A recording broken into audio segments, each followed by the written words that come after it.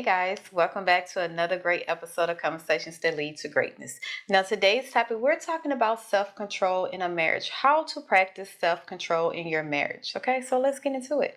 This is Conversations That Lead to Greatness.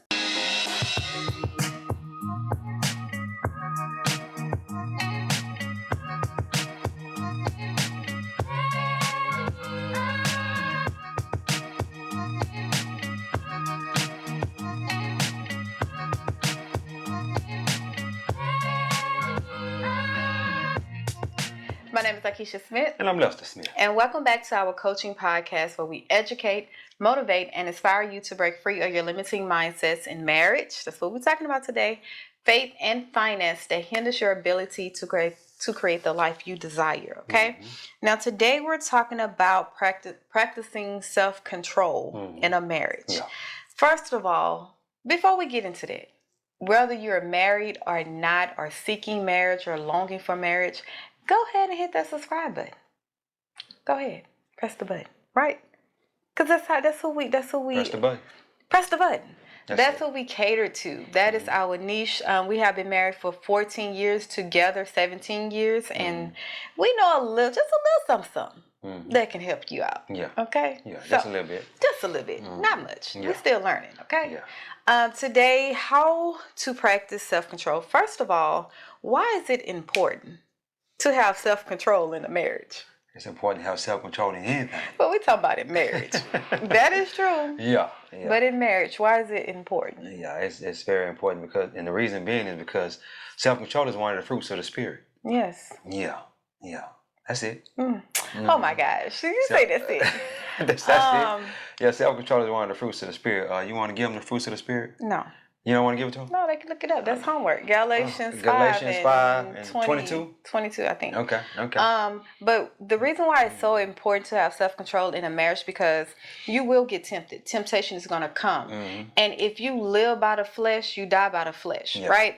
And if you don't have control of your flesh is not used to saying no, you will give in. Yeah. And in this case, we're talking about marriage, and we're talking about sex outside of marriage, sex without your partner, cheating, and all that stuff. Yeah. When times get bad in your marriage and your marriage is put to the test, if you don't have that self-control, you will take that temptation and step outside your marriage and just do what you need to do just for that moment. Mm-hmm. So that's why we want to come and talk about it, because I think that is like the number one thing, not the number one, but it's up there on why marriage is not working, or what caused marital problems. You talking about infidelity? Yeah, infidelity. That's number 3. Yeah. On the list of marriage. Divorce? Yeah. So infidelity, that's the word I was talking about. Yeah. So that's why we want to come and tell you, to give knowledge on how to practice self-control and why is it important, okay? Mm-hmm. Yeah. So, first of all, we're coming straight from the Bible, okay? Yeah. This is the Christian podcast, okay? Coming from the Bible, the truth. You can argue with anybody else, but you can't argue with the truth, okay? So, self-control, let's get into it. Mm-hmm. You want me to go? Yeah. Okay. So, the first thing I want to say is, anytime, okay, let's be real. It is a battle. It is a fight. It is a war. To sleep with just one person for the rest of your life. Mm-hmm. When you haven't died to yourself, when you haven't, before you got married, told your flesh no. Mm-hmm. When you never practiced self-control outside of marriage. Okay. It is a battle. Mm-hmm. Okay? Because it's a battle just period. Mm-hmm. So if you never practice self-control outside of marriage or before you got married is going to show up in your marriage, okay? And this is why I say that. I know when we were dating or whatever, before I met you, I was celibate for, I think, a year and some months, right? Okay. And I focused on me. I denied that flesh. Okay. Even though there was times where I got myself off, let's be real. Yeah. Let's be real. Yeah. I got myself off. I didn't have that man, interaction, right? Mm-hmm. So I was constantly denying my flesh when those urges come at times. Mm-hmm. Then sometimes it became overbearing. That's when that would happen. Well, I'm not even finished. Okay. No, because you're going to jump in. No. Go ahead on. So it was easy for me to say when when we start having problems, when I started withdrawing the sex, it was easy for me. And you was like, well, what, you don't feel it? You don't want it like that? You know what I'm saying? Yeah. How the way you looked at sex was different from me because I went through that. I practiced self-control. Yeah. So for me, it was like, I can go weeks. Like, it's nothing. Yeah. For you, 72 hours. Yeah. You had to release. A man got to release within that 72 hours. You know what I'm saying? That's just a thing. You know, that's proven. That's a proven fact. Yeah, and if he don't release, he gets agitated. So if you wondering why your man gets agitated after if y'all ain't did it in a couple of days, now 72 hours is 3 days, ain't it? Mm-hmm. That's 3 days. So if y'all ain't did it in 3 days, and your man agitated, you know what I'm saying? He ain't his normal self. That's the reason why. Go ahead and give him a little bit. But yeah, self-control. And you said, I want to go back to when you said you had self-control. You already practiced self-control. Really, you didn't practice self-control because you would get yourself off. I said it wasn't just like every time the urge came, I was like, oh, let me go. No, I literally told myself no. Yeah. It was just when I was doing stuff. When times got rough. When I played with temptation, I will watch certain movies that I know that will cause arousal in me. Yeah. I will look at the XX sites, website. You know, I'm playing with temptation. Yeah. So it was when I played with temptations, I knew I wasn't strong enough to defeat temptation. Yeah. So I was playing with it. When you play with fire, you get burnt, right? So once I realized that, okay, no, just because this is normal in our community when you just graduate, you 18, 19, that's normal to, do. Yeah. That doesn't mean I have to do it. So because this temptation was causing me to fail and was causing me to lack self-control, I had to pull away. Yeah. So once I realized that, I pulled away. So that's why I said I practice self-control in my pulling away. Okay. And it was easy for me. Even to this day. Yeah. It's easy. Well, I did something similar to that. What? Practice self-control. What? Yeah. What, for 3 days? No, hold on. What? Okay. Hold on. You see, she in her flesh. Oh my gosh. Get out your flesh and let me speak. Get out your feelings. Yeah, get out your flesh and let me speak. But yeah, I was overseas for a year. That was 12 months before we met, right? But between the time I was overseas and the time we met, there was a lot of females involved in that. You understand what I'm saying? But I was overseas. Yeah, it was a period of time. That was a whole year. And whatnot. I had to practice that self-control. You didn't sleep with nobody over there? No. Okay. I wasn't, wasn't nobody I wanted to sleep with over there. And if you was gonna sleep with somebody, it's gonna cost you. Okay. Yeah, so I wasn't trying to give up that 100, that 100 or that 200, whatever they were charging. I wasn't trying to give it up. But that was a period of self-control, and it's pretty hard. It is definitely hard. That's definitely hard. And like you said, I would get myself off too. Hey, we just being real today. You know what I'm saying? That was like a form of being locked up, really, to be honest with you. Yeah. And you only have that's your only other option. So I would work out, eat, and play video games. Yes. And work, sleep. That's it. And then go back. Yeah, go back to work. And so we work 12 hours a day. So yeah. So if we had not practiced that period of time where we're denying our flesh and got our flesh used to not giving in, then it would show up in our marriage. It would have definitely showed up in our marriage, okay? Because when we was young. I was young. So when you're young, you're... Don't holler about you. You was young, and I was young too. I was 29 and you was 21 when we got married. Well, when we was young. When we got together, you was 19 and I was 26 or something like that. Yes. Something of that nature. Yeah. When we when we got together, we were young. So those feelings, they come rushing in, right? Especially with me. Yes. Yeah, I was, Oh my gosh, you get me all off of. You get me off what I'm trying to say. You thinking about it? No, what I was. Man, go take over. I done messed up. Yeah. When you young, your feelings they there, especially for men. You know what I'm saying? And when we first got together, it was a struggle. I'm gonna tell you why. When we first started off, we was going. We was flowing and going. Pretty much we was together pretty much every day, from pretty much the day that we met. We wasn't together, We'll be on the phone together. The lovey-dovey Yeah, the lovey-dovey stuff. What people do when they first get together. But it was a constant sexual thing. I'm talking about pretty much every. The only time we wasn't having sex, she was on a cycle. That's what I'm talking about. And then I'm just being honest. So and then when my wife said she wanted to get closer to God, well, she was already in God. She wanted to get closer to God. She decided to, start denying me as her man. We wasn't quite married yet, but she wanted to start denying me as her man, and I was feeling some type of way about that. Cause you telling me you gonna give it to me every single day when we get together, and then all of a sudden you're gonna just stop. It wasn't a complete stop. It was like a once or twice a week type of thing. So when you go from 7 days a week to once or twice a week, that began to be a problem. So how did you control? Okay, so now we're talking about practicing self-control in marriage, right? Yeah. So because let's be honest and open, our drive is still not the same, right? It's better, but it's not the same. Yeah. So how do you practice self-control in our marriage when you ain't getting it when you think you should? Well, because I think that's the biggest problem. Well, back like I say, when we first got together, it was a problem. When you stop giving up, it was a problem. Even after we got married, it was still kind of a problem. So what I did to what am I trying to say?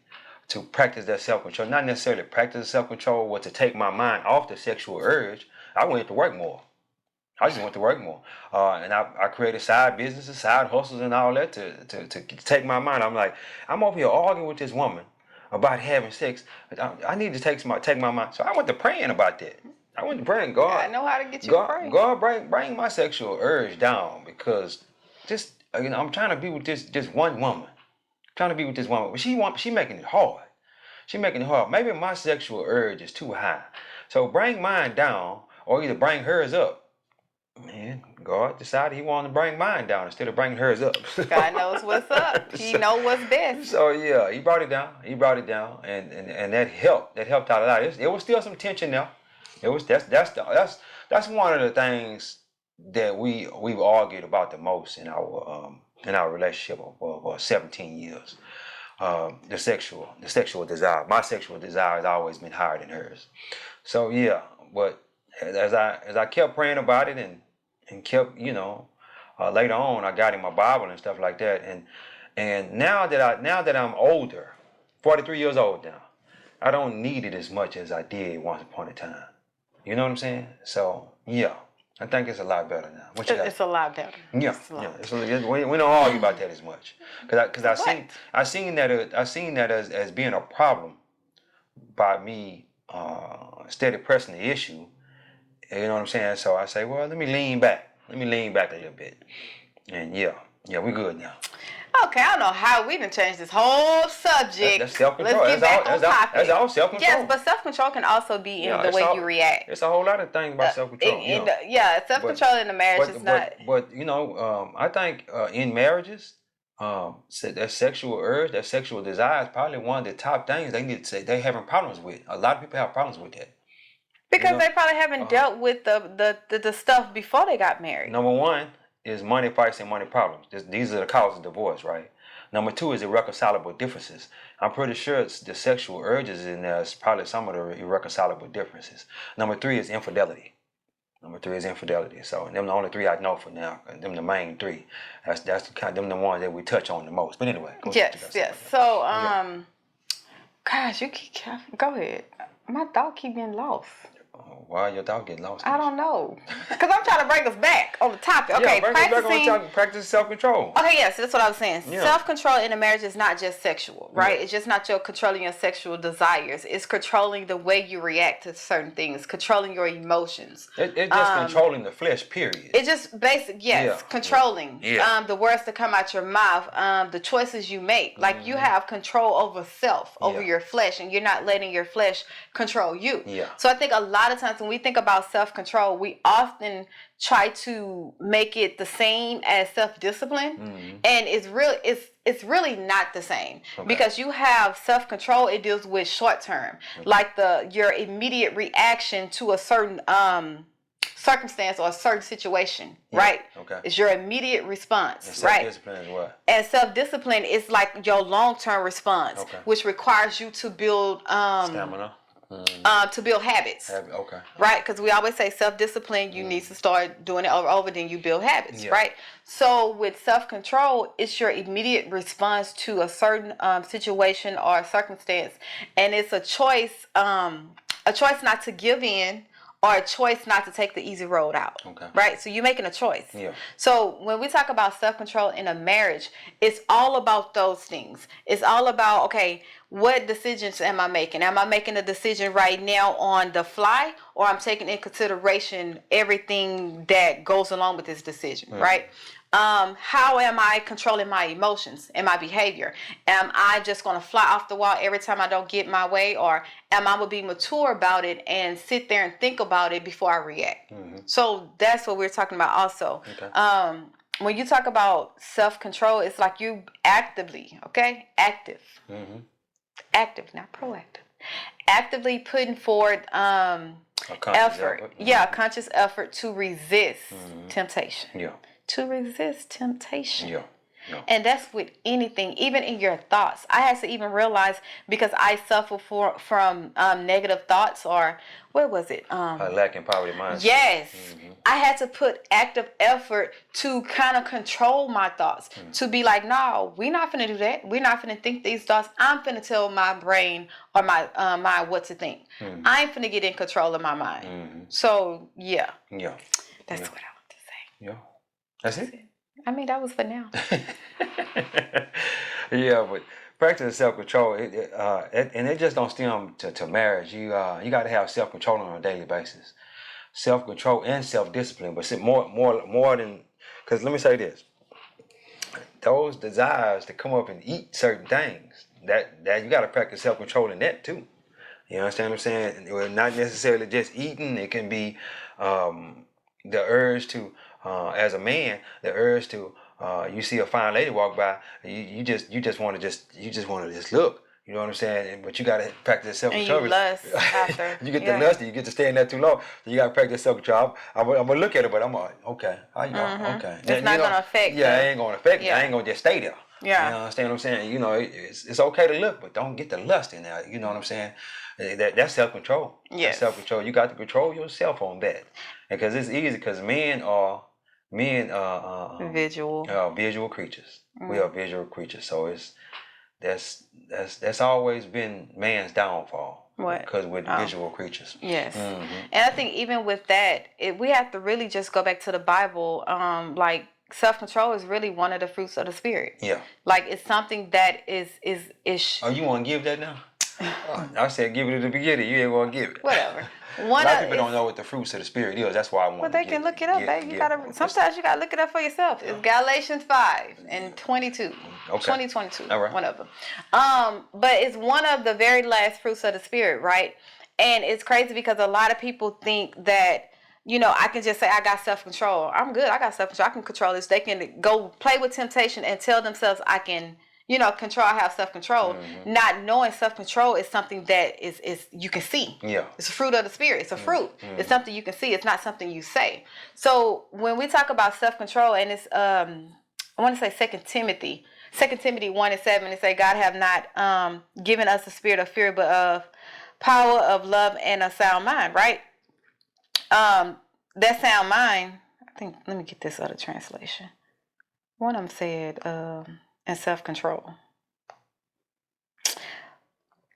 Discipline. Yes. One of them said self-control or self-discipline, right? God give us self-control, right? But the thing is, we have to realize that it's a spiritual thing. It's a spiritual gift. You can't sit there and give in to your flesh thinking you're going to have self-control. You can't sit here and play with temptation thinking you're going to overcome temptation when you have no self-control, when you never practice denying your flesh, when you never said no to your desires, when you haven't even asked God to cleanse your heart of the things you desire.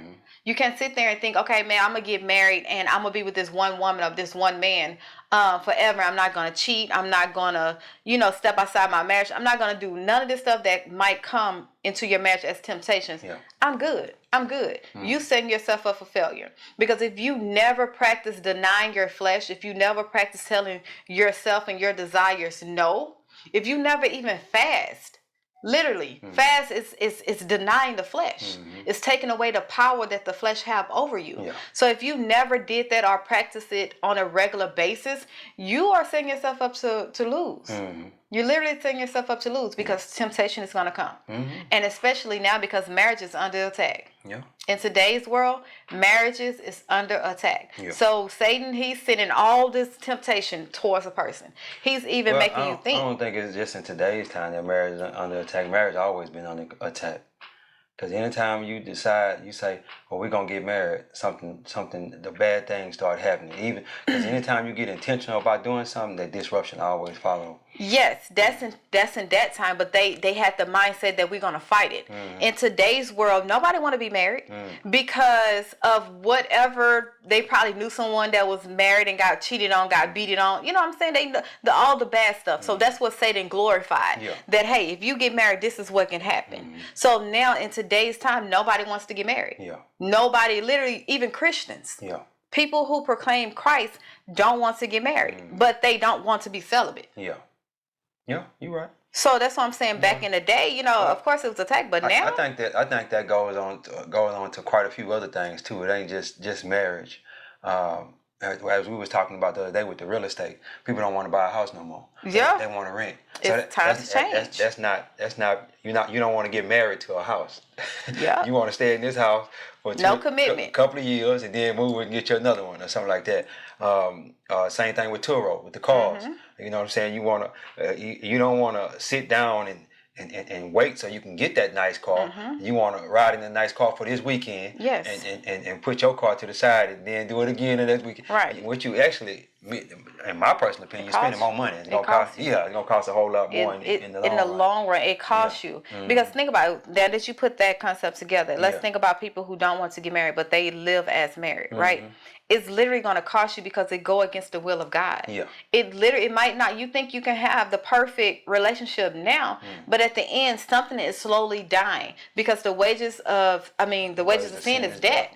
Now, it's not saying physical debt, but your destiny can be dying. Your dreams, your hopes, your desire, like all of that can die slowly. And if it don't hit you, it can hit your bloodline. So that's what I'm saying. Like, even though it's going to cost you, and it's almost like, is it worth the cost? Is it a good trade-off? No. Just because a person you might know or you didn't come, like it didn't come in your bloodline to have a successful marriage, doesn't mean you can't have one. Yeah. You see what I'm saying? So that's why I say marriage is under attack now because people is. Well, I guess you can say that, but it's always been under attack in my opinion.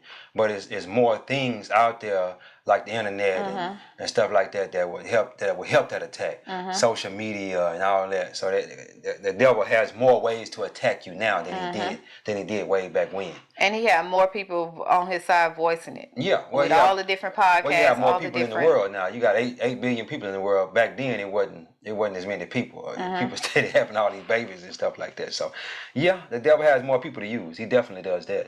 Yeah, what you looking for? I'm looking for this one scripture that I had. Okay.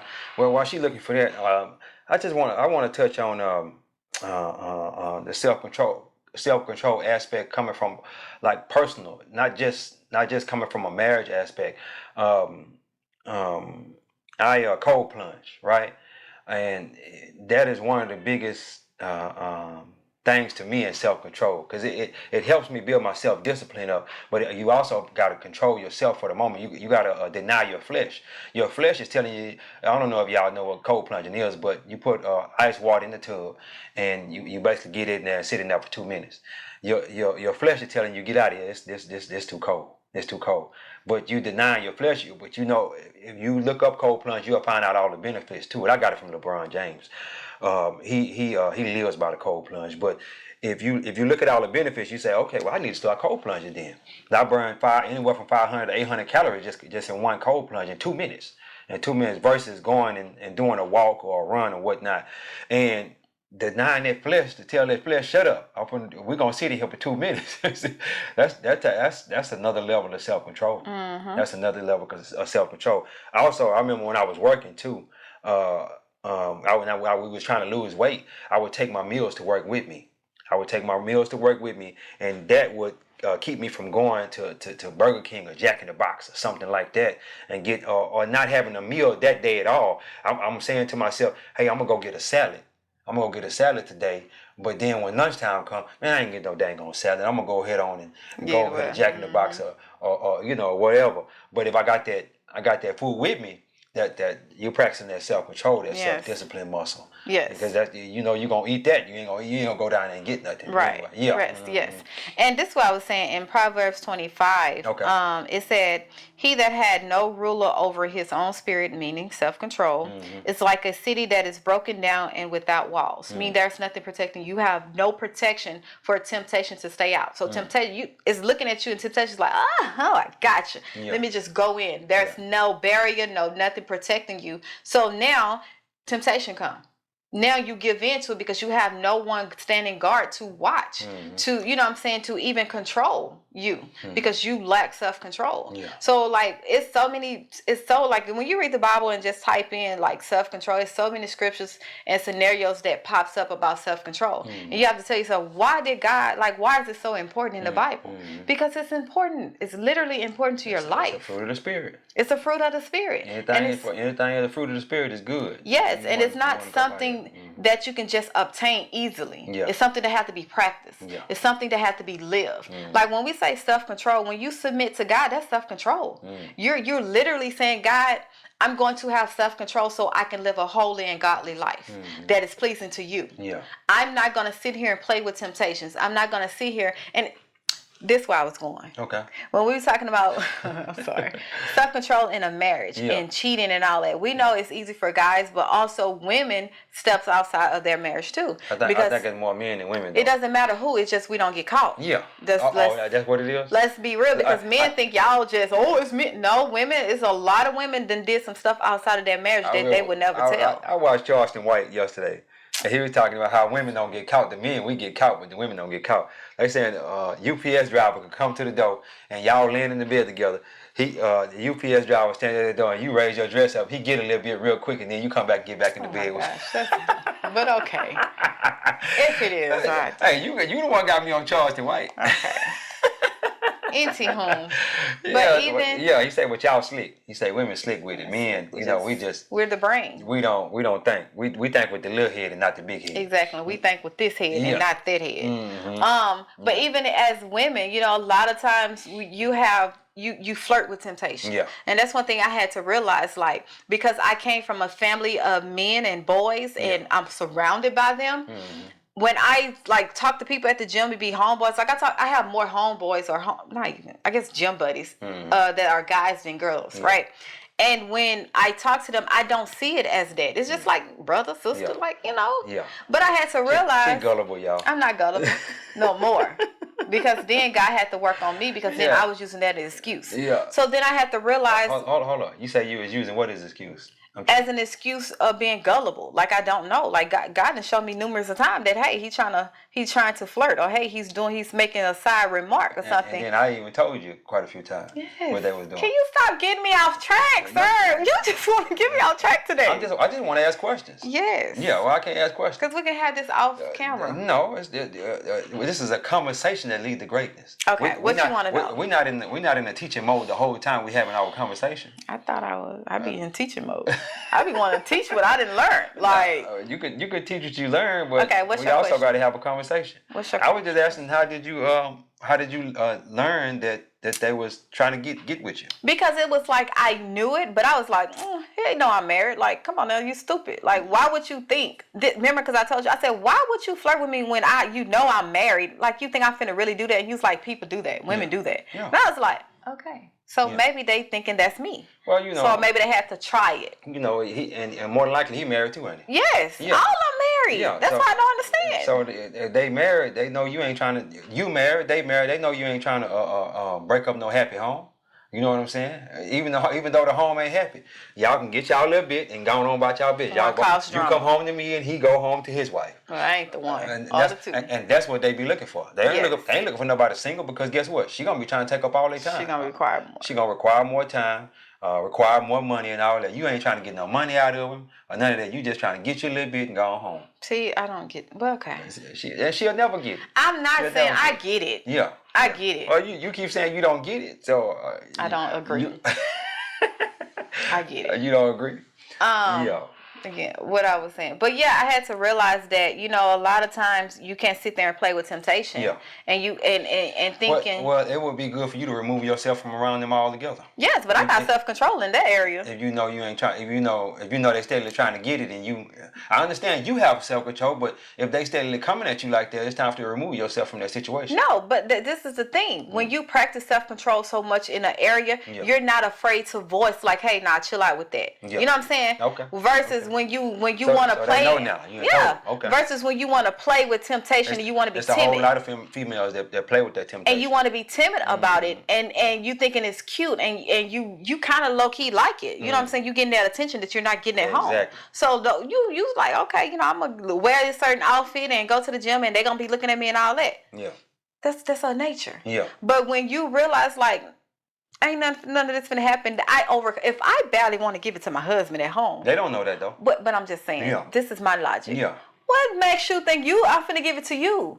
I got all this at home. I have access to the whole bank account. Yeah. I have access to, you know what I'm saying? Yeah. Everything. Right, but they know that. They know that. That's why they trying to get it. But they know you ain't trying to get no money. They know you just want some ham and you gone. That's it. Y'all get what y'all get and y'all gone. But that's why I said sex don't mean nothing to me. Well, see, just because it don't mean nothing to you, don't mean nothing to the next Praise lady. the Lord. And if it does, I know because I had some friends where sex is the world. Like I had some friends where sex got them in a whole lot of trouble. Yeah. Listen. Sex get a lot of people in a whole lot of trouble. Listen, people. When I tell you, man, don't let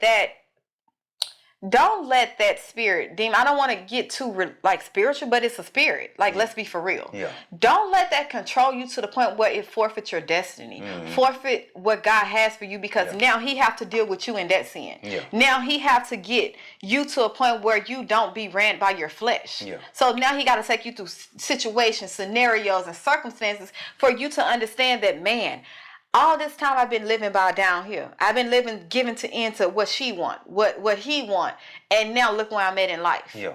That's why when I realized how strong sexual bond and soul ties are, that's why sex, baby, I can go. Either it is, or if I don't, it don't. Because I realized how strong it is. I had a soul tie at a young age. Yeah. And I'm trying to figure out what is this? Yeah. Why am I doing stupid stuff? Yeah. Yeah. No. Yeah. So that's why God worked on me at an early age. At an early age. Man, hold up. Yeah, I guess, man. That's self-control, though. Self-control. That's self-control, man. It's something serious. And control your mother self. With me, the self-control muscle is strong. With me, it's certain areas. In most areas. Self-discipline, self-control, I always been pretty much good with that. The only time I think where I had a problem, let me say this. I like sweets. I like sweets. But I can control that now. I remember a point in time where I could control it. I just go to the store every day and just get me some snacks, honey buns, cookies, candy and all that. But now I can give me I like the golden Oreos. So I give me a package of golden Oreos, put them up at the top of the cabinet, and come in there and get me one. I may get 2 that day. That's the most I'm gonna get. And if I do more than that, I have to question myself. Hey, Lester, what are you doing? You know what I'm saying? But yeah, when sometimes you get that sweet tooth and you just want to have something to hit that sweet tooth. So you get that one now and then get you one later. But a lot of people can't do that. They've been running that 8, 10, or 15 of them or whatnot. Because they didn't put the temptation there without knowing you're not able to sustain yet. Yeah, and I didn't have that self-control when it came to gambling either. It's like I just get to losing my money and I be trying to get the money back that I done lost. Yep, and then get to losing more money. Yeah. Yeah, so I was like, man, I just don't have no self-control when it comes to that either. Yes. So it's best for me to stay away from both of them. Stay away. And stay far away. Like, stop playing with temptation. Yeah, when you don't have no self-control. Exactly. When you haven't built yourself up. When you haven't let God work out that area in your life. When you haven't let God be God in that area in your life, stop playing with temptation. Yeah. Especially if you're married. Stop seeking attention outside of your marriage. I don't care if you're not getting it at home. Give yourself the attention that you should be getting at home. Yeah. And pray. Go to God. Go seek God's attention. Okay? Yeah. Go see God. You're going to give yourself some special attention? You married. Yeah. If that's the attention you need, the bed of marriage is undefiled. You got to think about your wife when you're doing it, though. You can't be thinking about Janet Jackson. That's. Or you thinking about Morris Chestnut or something like that. Go to God. Go to God and say, God, I need help. This temptation is too strong. I need help in this area. And even with me, with my eating. Yeah. Like, I'm still trying to control my eating with the self-control. And every time, because I went to God and fasted and prayed, and God, you need to help, like, heal this part of me. Yeah. Every time I put myself and I play with temptation, that conviction comes. Like, I hear God's voice. Yeah. And it's loud. It's not like, It's loud. And I have to purposefully. Yeah. I had to shut it down. Me. Last time before we go, listen. Just yesterday, I knew I wasn't supposed to go to Krispy Kreme and get some donuts, but they had a sale, right? Yeah. It was a buy one get one for $1 sale, right? And that's how temptation gets you when they go to have about a sale and all that crap. Exactly. So I'm up there driving. I'm ordering online, right? God was like, "Don't do that. Like, come on now. You know better. Why would you bring that to the house?" And it's loud, so I'm just laughing like, man, God, I need it right now. Like, I'm just telling myself. So I'm literally just. You couldn't cancel the order on your phone? It was before. By the time I pressed the order, I had already made a decision I was going to disobey God. Yeah. And you disobeyed. Disobeyed. No self-control. No, I lost self-control. And that's why I say that's one area that is keeping me bound. Hey, and you know the crazy, and your lack of self-control can affect other people too. And let me tell you how. Boy, we gotta go. Hold on, yeah, we gonna go. Your lack of self-control can affect others too. Because guess what? I had to give me one of them Krispy Kreme donuts. One? You only got one? Yeah, I had to give me one. I got another one this morning, but I had to give me. I got one yesterday when she bought it. I told her, I say, man, the devil is always working. And I was eating it while I was telling her that. I said, the devil is always working. But yeah, I had to give it because I'm telling you, I have a problem with sweets. So if it's in the house, I'm gonna go get it. I might not have no whole lot of it. You know what I'm saying? Yeah. Like it could be a whole dozen of donuts there, and I just get one. I can get me one and I'm gone or whatnot. But if it ain't there, I'm not gonna get it. I'm not gonna get it. I know that. That's why my whole mouth was jacked up as a kid. You know, I had all kind of cavities because I was eating candy and all that, man. But yeah, that self-control is something serious. And I'm glad you. I had to tell. I'm glad you told off on yourself because you. That was just like Apple. I mean, just like Adam and Eve. Adam and Eve. She had the box of donuts, and I had to go over there and get me one. You know, Eve I ain't give it to you. You picked it up yourself. Eve had the apple, and Adam had to go over there and bite it. Don't play with temptation. Yeah, that temptation is so. What I should have did when I seen the donuts, because I'm the one got him out the truck. And I hid him. And she ran in the house and hid in the closet because she had them donuts. What I should have did is took them straight to the trash can, dropped them in the trash can. I paid for them anyway. You did? What? Boy, I ain't team. Yeah, it came out of our bank account. No, you already said I. So I could have just went and dropped them in the trash can. I could have. And I would have bought some more with your money. I would have bought the whole neighborhood some. With our money, huh? No, with your money. Yeah. Like you said, I. Well, praise the Lord. But yeah, guys, let's close out. As we close out, guys, I want you to understand that to practice self-control is to deny your flesh. It's simply put. Yeah. Like self-control is your immediate reaction or response to a circumstance. It's immediate. So you can't take it back once you make it, right? So make a decision I'm going to practice self-control in an area that God has been telling me I need help in. And with God's help, I can build that self-control because it's a fruit of the Spirit. Yeah. It's something that the Spirit produces in you. So if the Spirit dwells in you, it will help you to produce it. It will help you to walk in it. It will help you to flourish in that self-control. Yeah, I like that. I like that. So yeah. Hey, let's close this thing, guys. Don't forget to like, share, and subscribe. That part. Like, share, and subscribe.